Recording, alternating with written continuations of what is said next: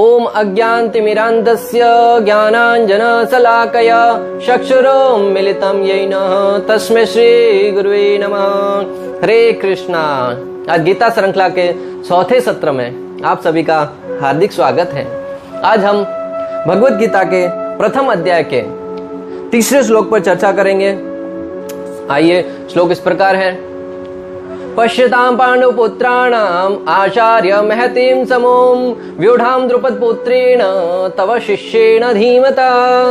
अर्थात, हे आचार्य, पांडु पुत्रों की विशाल सेना को देखे जिसे आपके बुद्धिमान शिष्य द्रुपद के पुत्र ने इतने कौशल से व्यवस्थित किया है। दुर्योधन युद्ध प्रारंभ होने से पूर्व अपने गुरु द्रोणाचार्य के पास जाकर पांडवों की सेना के बारे में उनको बताते हैं। यहाँ पे दो शब्द बहुत ही महत्वपूर्ण है। प्रथम द्रुपद पुत्र तथा दूसरा तव शिष्येण। यहाँ पर दुर्योधन द्रोणाचार्य के दोषों की तरफ इंगित करते हुए कहते हैं कि द्रुपद पुत्र तथा आपके शिष्य ने इस सेना को बहुत ही सुचारू ढंग से व्यवस्थित किया है। अगर वो चाहते तो सीधा सीधा ये कह सकते थे कि धृष्टद्युम्न ने पांडवों की सेना को सुचारू ढंग से व्यवस्थित किया है, परंतु दुर्योधन है वो अपने गुरु की गलती की तरफ इंगित करते हैं। वरिष्ठों की गलती करना बताने की मूर्खता दुर्योधन ही कर सकता है। वास्तव में जो गलती थी भी नहीं, वो गलती क्या थी या दुर्योधन गलती क्या समझ रहा था, उसे समझने के लिए हम आपको एक कहानी के द्वारा समझाएंगे। भक्तों, द्रोणाचार्य तथा द्रुपद ये बचपन में बहुत ही अच्छे मित्र थे। गुरुकुल में साथ में पढ़ रहे थे। दोनों की मित्रता इतनी घनिष्ठ थी कि दोनों ने आपस में ऐसा एक दूसरे के साथ संधि किया, ऐसा एक दूसरे से प्रॉमिस किया, अगर किसी को किसी की सहायता की आवश्यकता पड़ी तो बिना किसी संकोच के वो अपने मित्र के पास मांगने आ सकता है। समय बीतता गया। गुरुकुल की शिक्षा संपन्न होने के पश्चात द्रोणाचार्य अपने घर चले गए, द्रुपद अपने घर चले गए। आगे चलकर द्रुपद बहुत ही महान राजा बने और द्रोणाचार्य शिक्षक बने, जिन्होंने पांडवों तथा कौरवों को प्रशिक्षण प्रदान किया।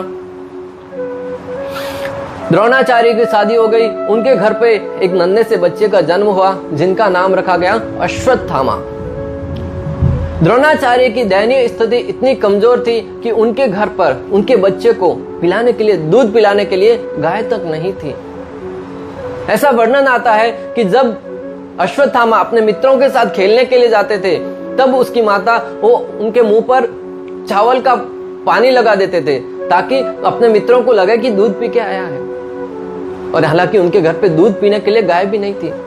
तब अपनी पत्नी के कहने पर द्रोणाचार्य अपने मित्र द्रुपद के पास जाकर गाय मांगने के लिए जाते हैं। जैसे ही वहां जाकर द्रोणाचार्य ने द्रुपद के सामने अपनी मांग रखी कि मुझे गाय चाहिए, ऐसी मांगने की इच्छा से जब अधिकार से मांगा तब द्रुपद को बहुत गुस्सा आया और वो अनेक बातों के द्वारा उन्होंने द्रोणाचार्य का अपमान करना प्रारंभ कर दिया कि तुम ब्राह्मण हमेशा मांगते ही आए हो और यहाँ पे मांगने भी आए हो तो ऐसे भाव से आए हो।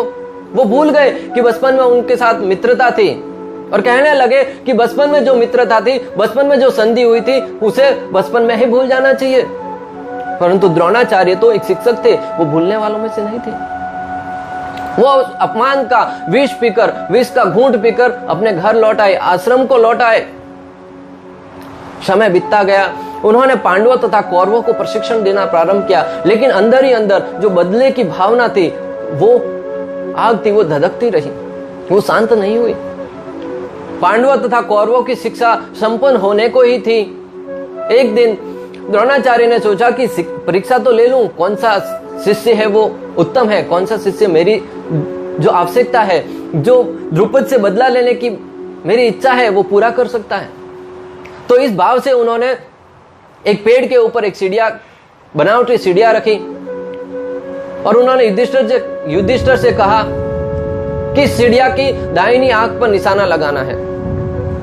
युधिष्ठिर ने अपनी पोजीशन ग्रहण करी और गुरु ने पूछा कि युधिष्ठिर आपको क्या दिख रहा है? तब युधिष्ठिर कहने लगे, गुरुदेव मुझे पूरा आसमान दिख रहा है, आपके शरण दिख रहे हैं, पेड़ दिख रहा है, सीढ़ियां दिख रही है। गुरु ने कहा बस बस हो गए आपकी परीक्षा। युधिष्ठिर वहां से दूर आए। दुर्योधन से कहा कि दुर्योधन तुम वहां पे निशाना लगाओ। दुर्योधन जैसे ही निशाना लगाने के लिए अपनी पोजीशन ली, दुर्योधन से भी गुरु ने वही बात पूछी कि दुर्योधन आपको क्या दिख रहा है।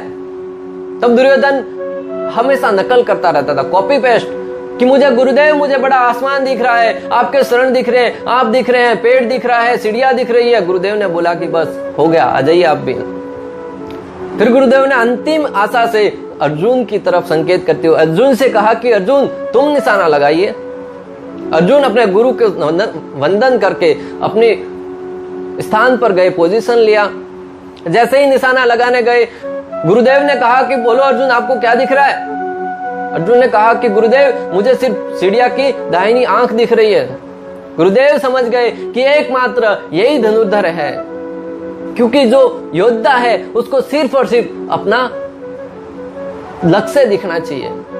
ये सिर्फ अर्जुन की बात नहीं है, हमें भी इस बात से बहुत ही सुंदर सिद्धांत सीखने को मिलता है कि जीवन में हमारा जो ध्येय है ना, एकमात्र वो हमारा लक्ष्य है। चाहे भौतिक क्षेत्र में हो, आध्यात्मिक क्षेत्र में हो, जहां कहीं भी हमें सिर्फ और सिर्फ अपना ध्येय दिखना चाहिए। हमें भगवान श्री हरि के श्री चरणों के तरफ लक्ष्य करके, हाँ भौतिक जगत के सारे कार्यों, परिवार के प्रति है, समाज के प्रति है, देश के प्रति है, सारे कार्य संपन्न करने हैं, परंतु हमारा एकमात्र लक्ष्य होना चाहिए, गोल होना चाहिए भगवान श्री हरि के श्री चरणों की सेवा, भगवान के भक्तों की सेवा। और जब इस लक्ष्य को ध्यान में रखते हुए हम जीवन के पथ पर चलेंगे ना, तो जीवन में कितनी भी समस्याएं क्यों नहीं आए, कितनी भी प्रॉब्लम क्यों ना आए, इन समस्याओं का समाधान यूं हो जाएगा जिस प्रकार अर्जुन के जीवन में कितनी सारी समस्या आई, भगवान श्री कृष्ण ने हर एक समस्या का यूं समाधान कर दिया जैसे समस्या आई ही नहीं थी। द्रोणाचार्य समझ गए कि अर्जुन ही मेरी इच्छा पूर्ण कर सकता है, तो उन्होंने पांडवों तथा कौरवों को बुलाया और कहा, युधिष्ठिर से कहा कि तुम जाकर द्रुपद को, पांचों भाई जाकर द्रुपद को बंदी बनाकर मेरे सामने लेके आओ। दुर्योधन हमेशा द्वेषी और क्रोधी, दुर्योधन ने कहा कि गुरुदेव मैं जाऊंगा सर्वप्रथम। तो दुर्योधन से गुरुदेव ने कहा कि ठीक है तुम जाइए। दुर्योधन अपनी सारी हस्तिनापुर की सेना लेकर द्रुपद से युद्ध करने के लिए चल पड़ा। द्रुपद ने उनकी सेना को पराजित करके वापस भेज दिया। मुंह लटकाए दुर्योधन गुरुदेव के सामने आकर हाथ जोड़े खड़ा हो गया। गुरुदेव ने कहा कि क्या हुआ, गए थे तब तो बड़े छाव से गए थे, लेकिन आए तब मुंडी नीचे करके आए हो। दुर्योधन कुछ बोल नहीं पाया। तब द्रोणाचार्य ने आशा भरी निगाहों से अर्जुन की तरफ देखा और युधिष्ठिर से कहा कि आप जाइए। तब दुर्योधन तो सारी सेना को लेके गया था, लेकिन युधिष्ठिर थे वो सिर्फ और सिर्फ अपने पांचों भाइयों के साथ द्रुपद के सेना का सामना करने के लिए चल पड़े।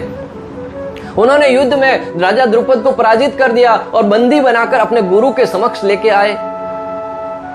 तब द्रोणाचार्य ने कहा कि सारा का सारा राज्य मेरा हो गया, तुमने तो अपना वादा तोड़ दिया आधा राज्य लौटाने का, अपने मित्र की सहायता करने का, परंतु मैं अपना वादा नहीं भूला हूं। मैं आधा राज्य तुमको दान में देता हूं, आधा राज्य तुमको दान में देता हूं ताकि तुम अपना जीवन निर्वाह उस पर कर लो।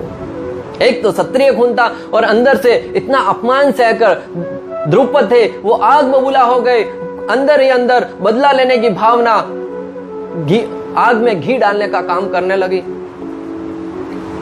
द्रुपद वन में जाकर ऋषि के सामने प्रार्थना करने लगे, मुझे ऐसा यज्ञ करवाए जिससे मुझे ऐसा पुत्र प्राप्त हो जो मेरे अपमान का बदला ले सके, द्रोणाचार्य का वध कर सके। तो उनको यज्ञ संपन्न किया गया। यज्ञ में से धृष्टद्युम्न और द्रौपदी का प्राकट्य हुआ और धृष्टद्युम्न बड़े होकर द्रुपद ने उसी धृष्टद्युम्न को शिक्षा लेने के लिए द्रोणाचार्य के पास भेजा। और द्रोणाचार्य ने ये कहकर मना नहीं किया कि मेरा वध करने वाला, द्रोणाचार्य को सब पता था कि आगे चलकर मेरी मृत्यु का कारण यही बनेगा, परंतु फिर भी उन्होंने उसे प्रशिक्षण दिया। यह है द्रोणाचार्य की महानता। अक्सर लोग कहते हैं कि द्रोणाचार्य ने एकलव्य के साथ पक्षपात किया, परंतु इसको गहराई से समझने का प्रयास करेंगे ना भक्तों, तो एकलव्य के साथ तो दुर्व्यवहार हुआ ही नहीं, उनके साथ पक्षपात तो हुआ ही नहीं। क्योंकि एकलव्य थे वो निषाद जाति के थे और निषाद जाति का कार्य होता है कि वो वन का संरक्षण करे, वन के पशु पक्षियों का और पेड़ पौधों का संरक्षण करें, उनकी रक्षा करें।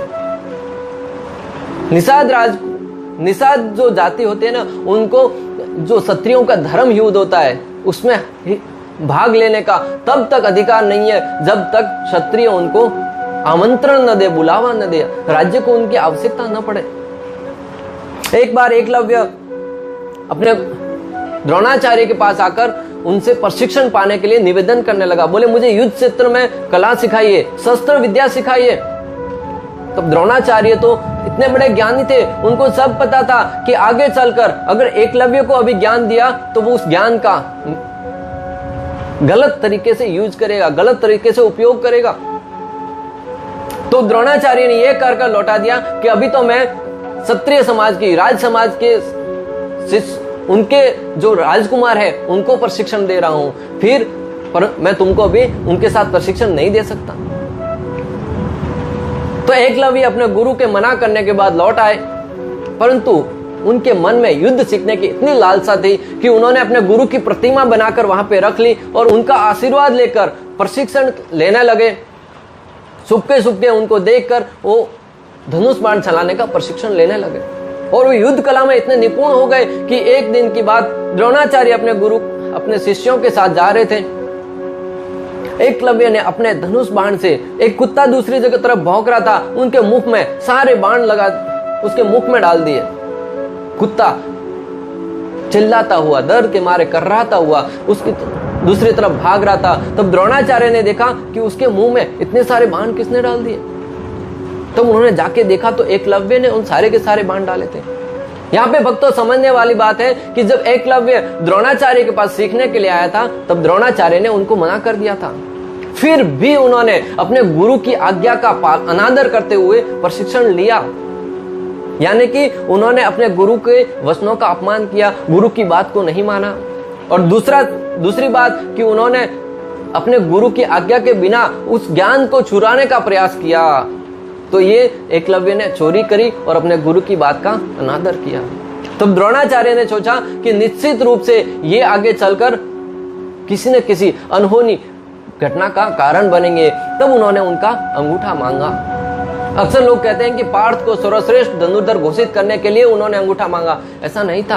अगर ऐसा होता तो धृष्टद्युम्न को, जो उनकी मृत्यु का कारण बनने वाले थे, उनको प्रशिक्षण भला क्यों देते।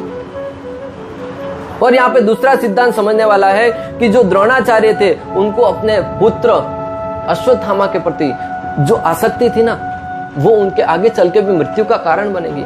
ये सारा का सारा युद्ध क्यों हुआ, उनका द्रुपद और द्रोणाचार्य के बीच में विवाद क्यों हुआ, क्योंकि अश्वत्थामा को दूध पिलाना था। भक्तों, इस बात से भी हम बहुत कुछ सीख सकते हैं कि अपने परिवार के प्रति आसक्ति है वो बहुत ही हमारे आगे चलकर दुख का कारण बनती है। चाहे वो आसक्ति परिवार के प्रति हो, चाहे वो आसक्ति राज्य के प्रति हो, समाज के प्रति हो, देश के प्रति हो, कोई भी आसक्ति आपके आगे चलकर दुख का कारण बनेगी। जब तक उस आसक्ति को भगवान श्री हरि के श्री चरणों के प्रति नहीं लगाया जाए, उनके नाम के प्रति नहीं लगाया जाए, उनकी सेवा के प्रति नहीं लगाया जाए, उनके भक्तों की सेवा के प्रति नहीं लगाया जाए, तो हमें समझना होगा कि आसक्ति हमारे दुख का कारण बनती है। अक्सर लोग ऐसा जब दृष्टांत आता है तो आचार्यों को कोसने का प्रयास करते हैं, लेकिन ये आचार्यों के जो उदाहरण है ना, चाहे इंद्र का उदाहरण हो, शायद दुर्वासा मुनि का उदाहरण हो, या फिर द्रोणाचार्य का उदाहरण हो, ऐसे कई उदाहरण शास्त्रों में वर्णन आता है। उनसे देखकर हमें उनको दोष नहीं देना है, उनसे प्रशिक्षण लेना है, सीखना है कि जब चाहे ब्रह्मा जी हो कि इतने बड़े ऊंचे ऊंचे पद पर रहने के उपरांत भी जब वो गलती कर सकते हैं, जब वो आसक्ति में फंस सकते हैं, जब वो अपने कार्य को ठीक से करने के प्रति सुख हो सकती है उनकी, तो फिर हमारी और आपकी क्या बात है। तो हमें इन सब बातों से बहुत ही सुंदर सिद्धांत सीखकर अपने जीवन को ऐसे ट्रेनिंग दे कि भगवान के भक्तों और भगवान के प्रति हमसे कोई अपराध न होने पाए।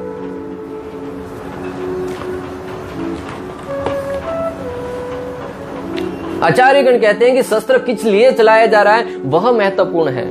शस्त्र चलाना महत्वपूर्ण नहीं है, लेकिन शस्त्र किस लिए चलाया जा रहा है वो सबसे महत्वपूर्ण है। जिस प्रकार एक चाकू से ऑपरेशन भी किया जा सकता है और उसी चाकू से किसी का मर्डर भी किया जा सकता है, किसी की जान भी ली जा सकती है। तो तो चाकू चलाना महत्वपूर्ण नहीं है, चाकू का प्रयोग किस लिए किया जा रहा है वो महत्वपूर्ण है। तो द्रोणाचार्य इस बात को समझ गए थे कि शस्त्र चलाना, एकलव्य को सिखाना आगे चलकर समाज में उत्पात मचाने के बराबर होगा। और उसने वैसा ही किया, एक असहाय कुत्ते के मुख में इतने सारे बाण डाल दिए। आचार्यगण कहते हैं कि योद्धा तो वह है जो बाघ के मुंह में हाथ डालकर उसके दांतों को गिन ले। कहने का तात्पर्य यह है कि योद्धा वह महान है जो अपने से महान व्यक्ति को, अपने से शक्तिशाली व्यक्ति के से उसके सामने जाकर डटकर खड़ा हो जाए, और उसके सामने जब विजय प्राप्त होगा ना, तब योद्धा की महानता होती है, योद्धा की जय जयकार होती है। अपने से निर्बल व्यक्ति को तो कोई भी मार सकता है, भला एक बच्चे को तो कोई भी मार सकता है, लेकिन अपने से बड़े के सामने जब जाकर भिड़ते हैं ना, तब वो महान योद्धा कहलाता है। वैदिक ज्ञान और आज के ज्ञान में बहुत ही अंतर है।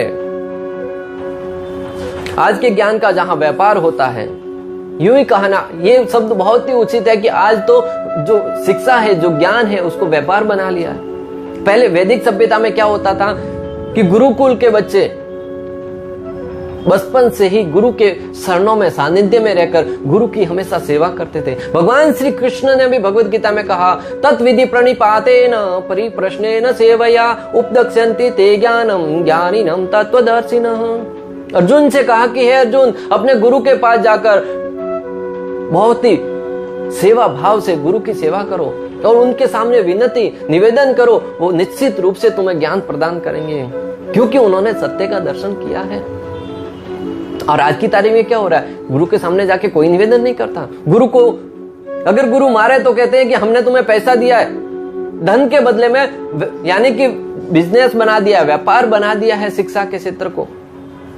तो आज के जब शिक्षक कहते हैं ना कि आज के बच्चे तो नालायक पैदा हो रहे हैं, कुछ अपने गुरु का सम्मान ही नहीं करता, आपसे क्या सीख रहे हैं वो, आप कैसा आचरण करते हैं, उनको पढ़ाने से पहले उनकी फीस मांग लेते और अपना हमेशा आपको इस भाव से उनको शिक्षा देते हैं कि जब मैं उनको शिक्षा दूंगा ना तो उसके बदले में मुझे धन प्राप्त होगा। और जब इस भाव से शिक्षा देंगे ना भक्तों, तो निश्चित रूप से शिष्य के हृदय में भी वही भाव आएगा, उसको भी हमेशा वही प्रशिक्षण मिलेगा कि मुझे धन कमाना है, धन कमाना है, धन कमाना है। और गुरु के प्रति सम्मान का भाव नहीं आएगा, गुरु के प्रति वही भाव आएगा जो गुरु उनको सिखा रहा है। वैदिक सभ्यता में पहले शिक्षक के पास पढ़ने जाते थे, जब शिक्षा संपन्न हो जाती थी तब जाकर शिष्य अपनी इच्छा अनुसार उनको गुरु दक्षिणा देते थे।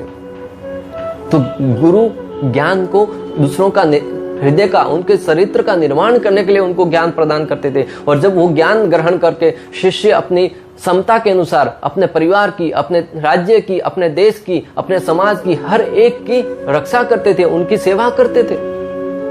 और आज की तारीख में मैं और मेरा की भावना में हमेशा पड़े रहते हैं कि मैं ज्ञान अर्जित करूंगा ताकि मैं कुछ बढ़ सकूं, और मैं बन सकूंगा तो मैं अपने इंद्रियों का भोग करूंगा। समाज की सेवा का तो कभी मन में भाव ही नहीं आता, क्योंकि ऐसा कभी देखा नहीं और नहीं सुना है।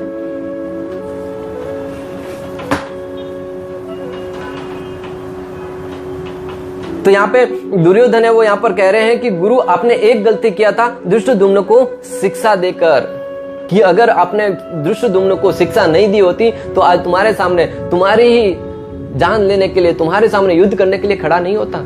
द्रोणाचार्य ने धृष्टद्युम्न को वो सारा प्रशिक्षण दिया जो एक योद्धा को देना चाहिए, युद्ध की कला का हर एक ज्ञान उनको प्रदान किया, यानी कि द्रोणाचार्य पक्षपाती नहीं थे। और दुर्योधन कह रहे हैं कि दूसरी गलती अभी ये मत करना कि युद्ध में तुम पांडवों के साथ कुछ समझौता करके युद्ध में वो सब मत करना। अभी एक गलती तो कर दी, अभी दूसरी गलती मत करना। और गुरु का अपमान करने के कारण दुर्योधन को न तो गुरु का मानसिक समर्थन मिल पाया और न ही गुरु का आशीर्वाद प्राप्त हुआ। और इसका प्रमाण भक्तों आपने देखा होगा कि युद्ध का प्रारंभ होने से पूर्व भी द्रोणाचार्य और भीष्म पितामह ने पांडवों को अपना विरोधी होते हुए भी उन्हें विजय भव का आशीर्वाद दिया, परंतु कौरवों को नहीं दे पाए। गुरु की कृपा से ही जीवन में सफलता प्राप्त होती है, इस बात को आप गांठ बांध लो।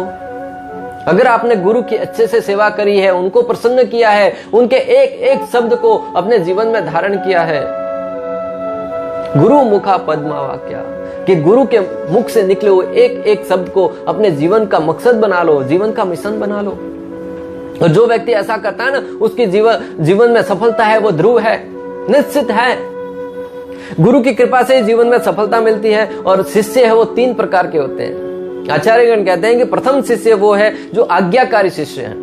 एक आज्ञाकारी शिष्य होते हैं, गुरु के मुख से शब्द निकले और उसे पूर्ण रूप से अमल में ला लेते हैं, अपने जीवन का मकसद बना लेते हैं। और दूसरे प्रकार के शिष्य होते हैं ढोंगी शिष्य। गुरु के आगे पीछे हमेशा घूमते हैं, गुरु के हमेशा यशोगान करते हैं, बखान करते हैं, लेकिन गुरु क्या कह रहे हैं उसका जीवन में पालन नहीं करते। हमेशा गुरु के सामने ढोंग करते हैं कि गुरु ये हो गया, गुरु वो हो गया, ये हो गया, लेकिन गुरु के शब्दों के अपने जीवन में उसका पालन नहीं करते हैं। गुरु मुखा पद्मा वाक्या, कि गुरु के मुख से निकले हुए एक एक शब्द को अपने जीवन में उतारना चाहिए, लेकिन ढोंगी शिष्य नहीं उतारते। और तीसरे होते हैं गुरु भोगी शिष्य। गुरु भोगी यानी कि गुरु का जो धन है उसका ही भोग करते हैं। श्रील प्रभुपाद का एक उदाहरण आता है। एक बार प्रभुपाद विदेश गए थे, तब जैसे एयरपोर्ट पर उतरे, उनके शिष्य उनको बड़ी गाड़ी लेकर वहां पे लेने के लिए आए, रिसीव करने के लिए आए। प्रभुपाद जी ने देखा, अरे इतनी बड़ी गाड़ी, ये सब कहां से आया? शिष्यों ने कहा, प्रभुपाद जी आपके ही कृपा से। प्रभुपाद जी बोले ठीक है, बोले मैं इतना प्रचार करता हूं इसलिए किसी ने डोनेशन दिया होगा और उस पैसे से उन्होंने लाई होगी। मंदिर में गए, मंदिर में इतना सुंदर मंदिर बनाया, इतना सारा वहां पे श्रृंगार किया हुआ है और इतने सुंदर सुंदर व्यंजन प्रभुपाद जी को खिला रहे हैं। प्रभुपाद जी ने फिर पूछा, ये सब कहां से? प्रभुपाद जी आपकी ही कृपा है। अनेक प्रकार के ऐसे ऐसे कार्य किए। प्रभुपाद जी ने जब भी पूछे, बोले प्रभुपाद जी आपकी कृपा है। अंत में प्रभुपाद जी ने उस मंदिर के जो ट्रस्टी थे, मंदिर का जो संचालन करते थे, उनसे पूछा कि ये सब हमेशा बार बार ये कह रहे कि प्रभुपाद जी आपकी कृपा, इसके पीछे राज क्या है? प्रभुपाद जी बहुत बुद्धिमान थे, अपने शिष्यों के हृदय की बात जान गए थे, फिर भी क्लियर करने के लिए पूछा कि इसके असली अर्थ क्या है। तब उन्होंने कहा कि प्रभुपाद जी ये आपका जो बैंक बैलेंस है, आपका पर्सनल अकाउंट है, उसमें से धन लेकर, उसमें से पैसे निकालकर ये सब सारी वस्तुएं उपयोग कर रहे हैं। प्रभुपाद जी ने कहा कि उनको समझाइए कि ये ठीक नहीं है। गुरु के पैसे का उपयोग अपनी इंद्रिय तृप्ति के लिए करना ये ठीक नहीं है, अधोगति की तरफ जाएंगे। इसलिए जीवन में जो भी व्यक्ति अपने गुरु की सेवा में लगा रहता है, परंतु उसे समझना चाहिए कि गुरु के पैसों का उपयोग अपने निजी स्वार्थ के लिए न करे, गुरु की सेवा के लिए करे। ठीक है, हो सके तो गुरु की सेवा के लिए भी अपना धन का ही उपयोग करना चाहिए, परंतु इस बात को ध्यान में रखें कि गुरु की वस्तुओं को अपने जीवन में, अपने निजी जीवन में प्रयोग करना आपके लिए, आपके आध्यात्मिक जीवन के लिए बहुत ही घातक सिद्ध हो सकता है। आज तो आपको लगता है कि समाज आपके वाहवाही कर रही है, आप हमेशा गुरु के आगे पीछे घूम रहे हैं, लेकिन भगवान परमात्मा है, वो देख रहे हैं, आपके अधोगति का कारण बनेगा। इस प्रकार तीसरा श्लोक का आज हम यहीं पे विराम देते हैं। आप सब अंत तक हमारे साथ बने रहे, इस